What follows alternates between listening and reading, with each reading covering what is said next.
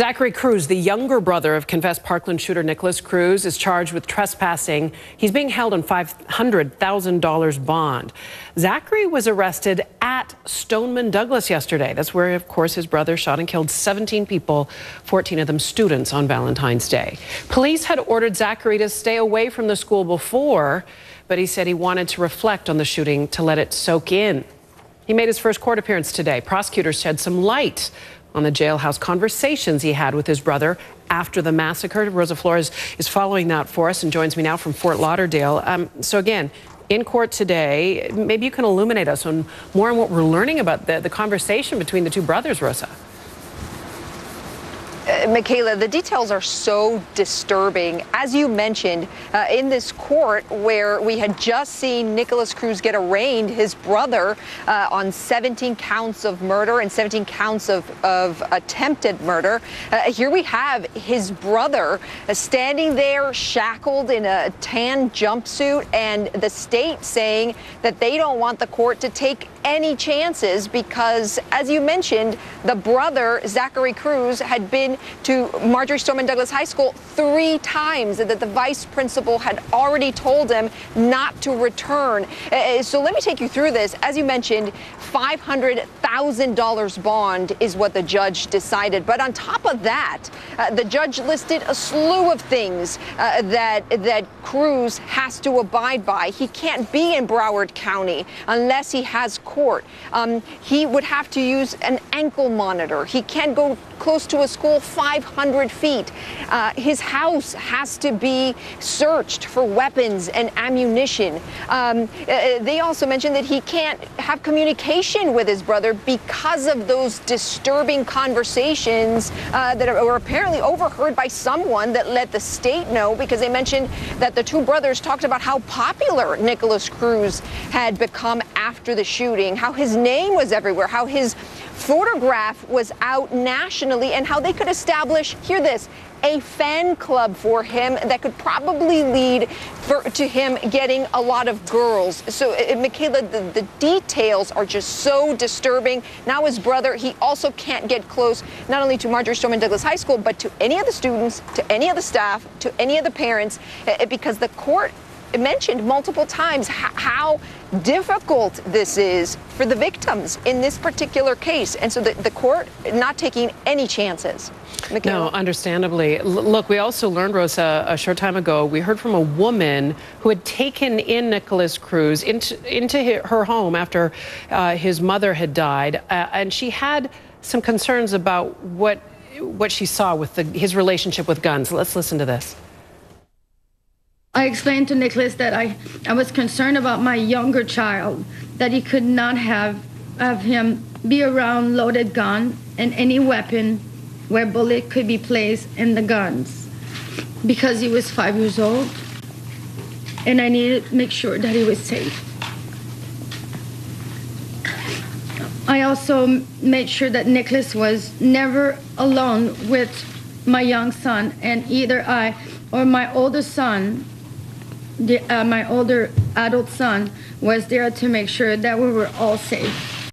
Rosa, Roxanne Deschamps also said that she warned police, she alerted police about her concerns about Nicholas Cruz. You know, so many warning signs, Michaela. You know, she also mentioned during that interview that she told Nicholas Cruz to choose between her and her family and the guns, and that Nicholas Cruz chose the guns. She said that she found a receipt in his room for a gun and she didn't know where that gun was.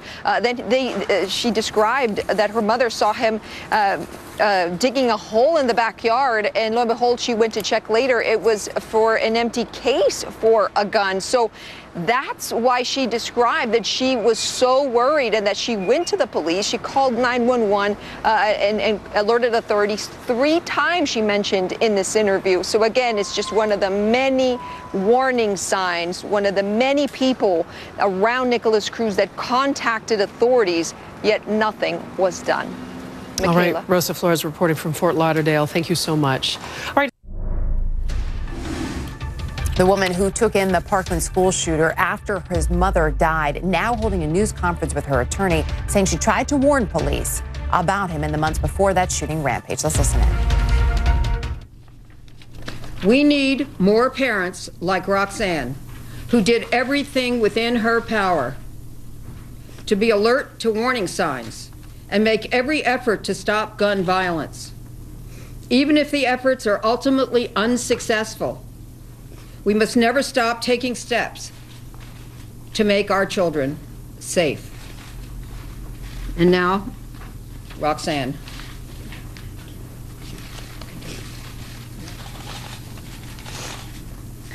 I first met Nicholas Cruz when I lived next door to Nick, his brother Zach, and their mother, Linda, in Parkland, Florida. My son Rock was approximately 12 years old and used to play with Nick, who was like 9, and Zachary, who was 8. Linda, Zachary, and Nicholas' mother and I talked every day. Sometimes they would come to my house, or sometimes I'd go to their house.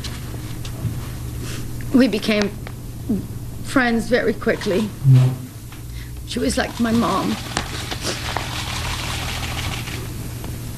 I sometimes watch the boys if she needs to go out. I would take the boys to bowling, boating, the movies, arcade, and water park. In October 2016, I stayed at Linda's house for 3 weeks with my children. While I was there, I saw a gun on the floor in the closet of Nicholas' room. The gun that I'd observed were not hunting guns. They looked like army guns. I saw at least 5 of them. The gun looked like assault weapons. They were very large. I also saw a large box of bullets. I saw Nicholas playing with and cleaning them. I asked my older son to check the weapon to make sure there were no bullets in the gun, and to put the bullets in the safe. I asked Linda for permission to do this, and she allowed my older son to do so. Linda was afraid to do it herself because she was afraid of Nicholas. I explained to Nicholas that I was concerned about my younger child, that he could not have him be around loaded gun and any weapon where bullet could be placed in the guns, because he was 5 years old, and I needed to make sure that he was safe.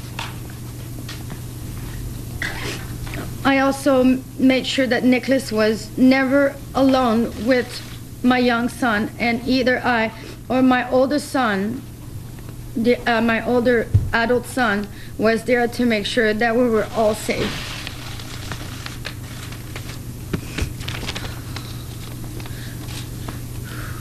I was also concerned about the gun because I knew that Linda had told me that Nicholas had put a gun on her head in the past. In October 2016, Linda was a single parent, so she asked me if I was willing to take care of her son if anything would happen to her. I assured her that if something happens to her, I would be there for the boys. In October 31st of 2017, Linda drove herself to the hospital.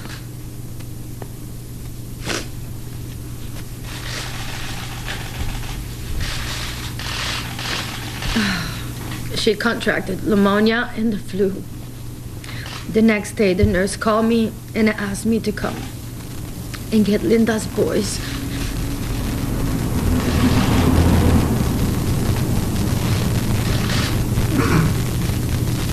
Linda didn't have much longer to live, so I immediately rushed to the hospital and spoke to Linda and told her that I would keep my word and take care of her sons.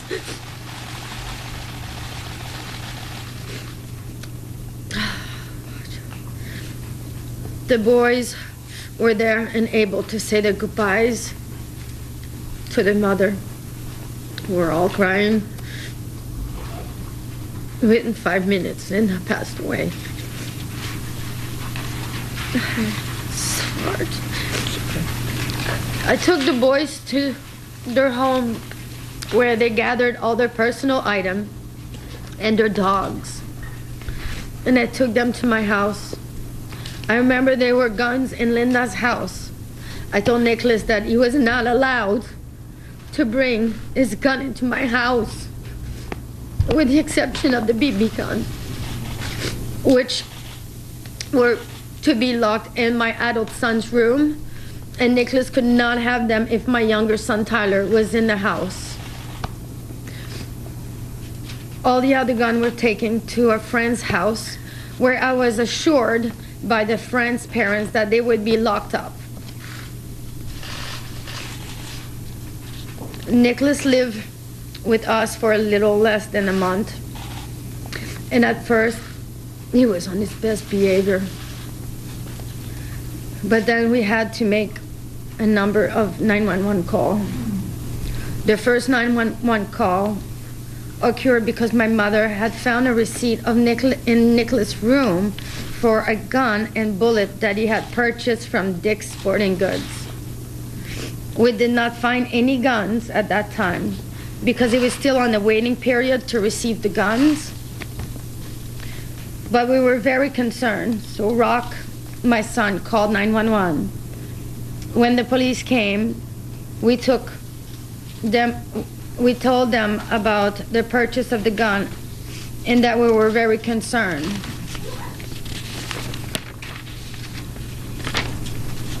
Then if we could,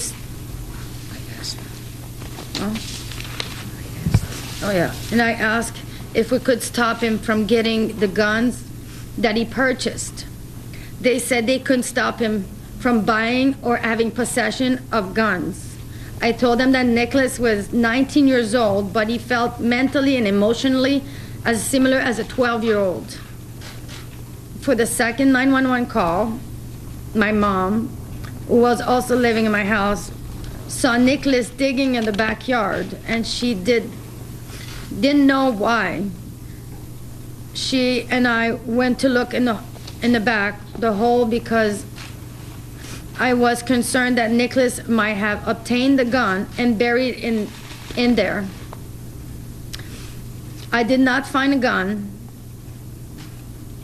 there, but I did find a hole in the backyard in a large empty gun box, which was the same size as the hole. The box had dirt on the bottom, which appeared that indicate that Nicholas might have digging a hole to hold the gun box, and he might put a gun in the box. I was concerned. For that reason, we called 911. We explained to the officer that Nicholas had purchased the gun and that we were afraid of his intention. The police said that anyone was allowed to bury a gun and that Nicholas was allowed to do that. I was surprised because I thought that guns had to be locked away. You've just been listening here to a press conference with Roxanne Deschamps, who is detailing her friendship with the mother of the Parkland shooter, saying that she held up a promise she made to the woman when she passing, she would take care of her children. She talks about how Linda was reportedly afraid of her own children. And this woman here saying that she felt the shooter, while he may have been 19, was mentally and emotionally more like a 12-year-old. Our coverage of this continues at the top of the hour with Michaela.